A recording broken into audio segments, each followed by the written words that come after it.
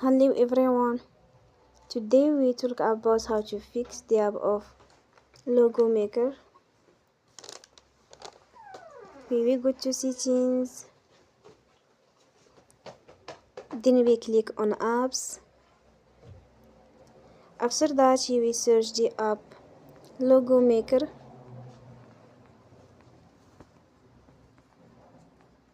And we click the wheel on for stop. After that we go to storage. Then we click on clear cache. In the end, you turn your Wi-Fi and we turn again. Don't forget to support us by like and subscribe. See you next time and thank you for watching.